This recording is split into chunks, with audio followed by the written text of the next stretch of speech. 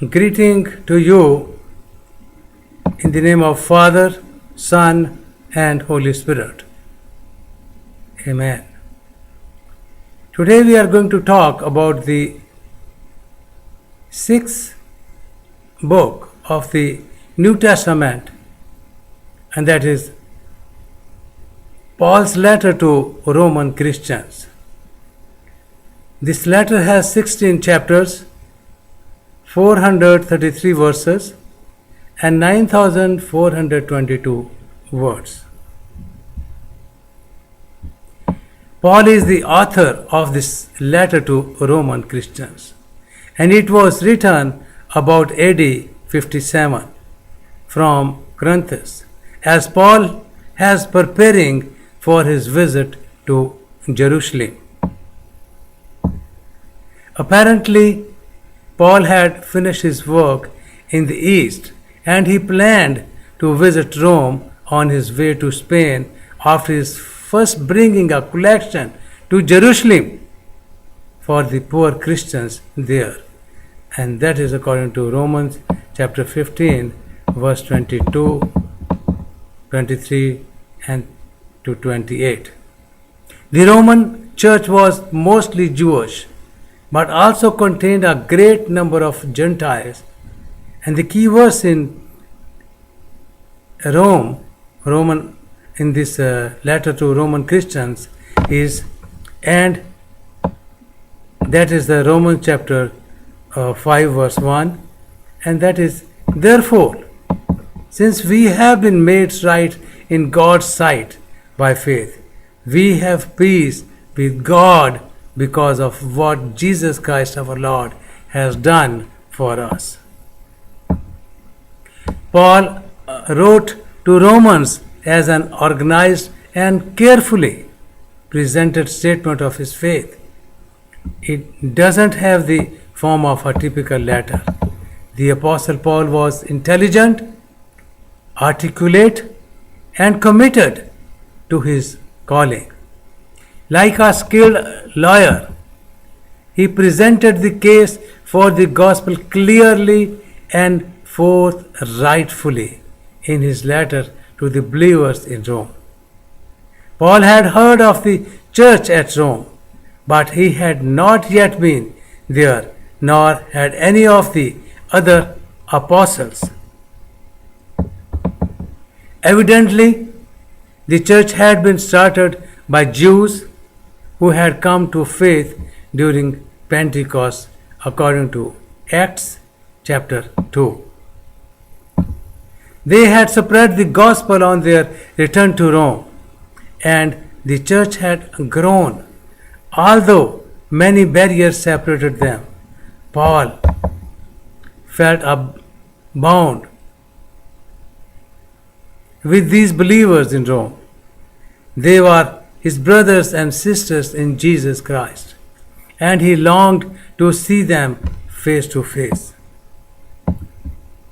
He had never met most of the believers there, yet he loved them and he cares for them. He sent his letter to introduce himself and to make a clear declaration of the faith. After introduction, Paul presents the facts of the gospel, Romans chapter 1 verse 3, and declares his allegiance to it, Romans chapter 1 verse 16 and 17. He continues by building an airtight case for the lostness of humanity and necessity for God's intervention, Romans chapter 1 verse 18 to chapter 3 verse 20. Then Paul presents the good news.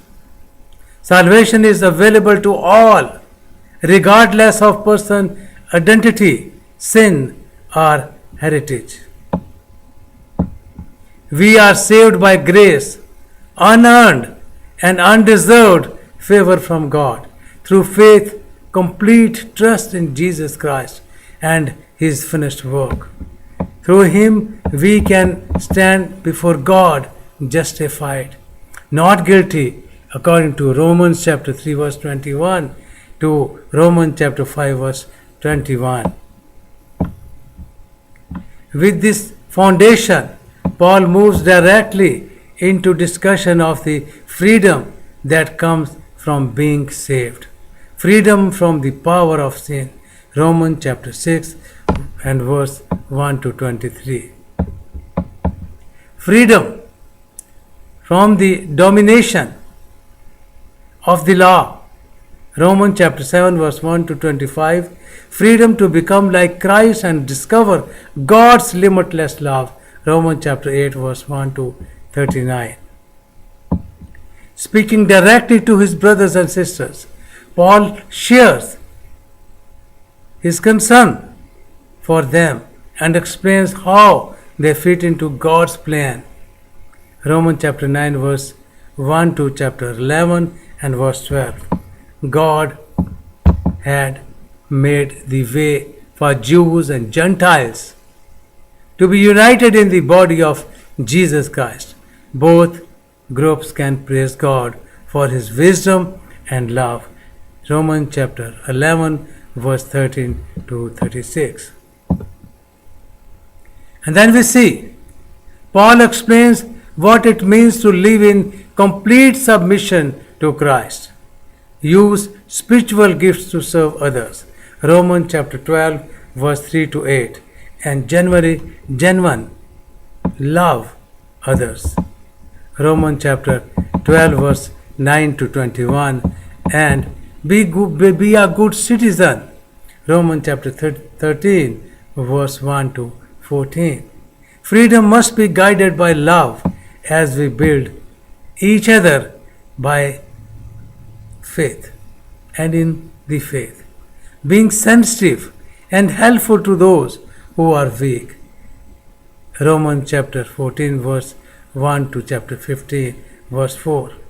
Paul stresses unity, especially between Gentiles and Jews. Romans chapter 15 verse 5 to 13. He concludes by reviewing his reason for writing, outlining, and personal plans. Romans chapter 15 verse 22 and 23. Greetings his friends and leaving a few final thoughts and greetings from his traveling companion. Romans chapter 16 verse 1 to 27. As you read and study the letter of Romans, re-examine your commitment to Christ and reconfirm your relationship to Christ and reconfirm your relationship with other believers in Jesus Christ and the body of Christ. And as you grow in the body of Christ, God will bless you. God will strengthen you, and God will give you the joy of the Lord in your life. And you will have no problem. You will have no difficulty. You will always be happy. You will always be joyful. And you will always be contentful. God bless you, give you strength, and help you to continue your strong faith in Jesus Christ.